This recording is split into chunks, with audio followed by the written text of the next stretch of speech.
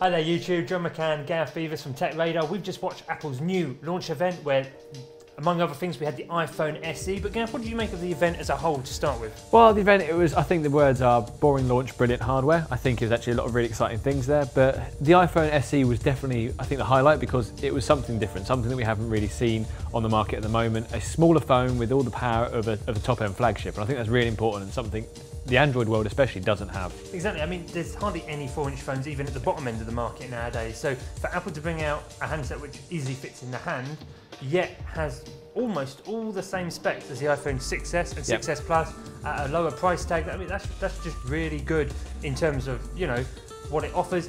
It won't be for everyone, of course, but there will be a certain market who will absolutely love this. I think bigger than a certain market. I think there's a lot of people out there that really miss the fact they've got a phone that's pocketable, palmable, handable, I don't know how you want to call it, but this is the iPhone 5S, and it's essentially the same phone in terms of the way it'll look. If you see us on the train, you'll think they're the same phone.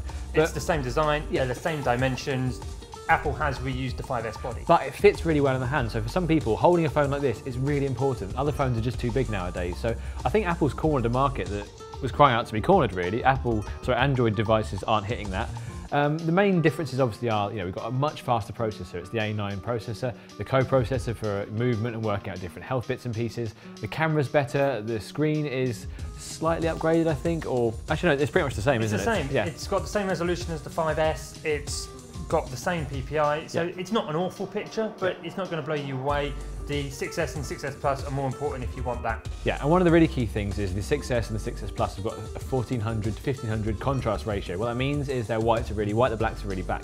On the iPhone SE, it's 800 to 1. That's the same screen that we had on the 5S, which means that it won't look quite as premium. Looking at the screen, which we do every day with our phones, it's kind of the thing you do. That's going to be a slightly negative experience and probably the one thing that people think, not as good as it could have been. Another thing is the camera's really good news for photographers.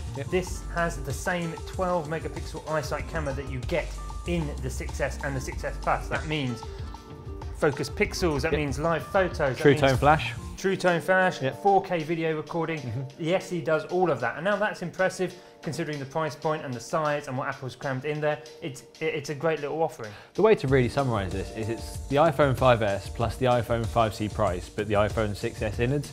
Screen aside, it's pretty much exactly the same thing. I suppose the front-facing camera's slightly lower, but in reality, for the people that are looking for a 4-inch phone, like I said, one that's really easy to hold and use and operate with one single hand, this is probably the perfect phone in terms of an iPhone fan's world. Absolutely. The design isn't as rounded as the 6S and 6S Plus. There's no 3D touch. The front-facing camera, as you said, 1.2 megapixels, the same as the 5S, rather than the 5 megapixel one you get on the two other handsets. But that's really it. Otherwise, you've got a full 6S power and performance in a much more compact body.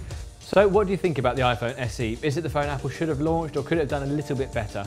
Thank you very much for liking. Thank you very much for subscribing. If you've got any more comments, let us know below.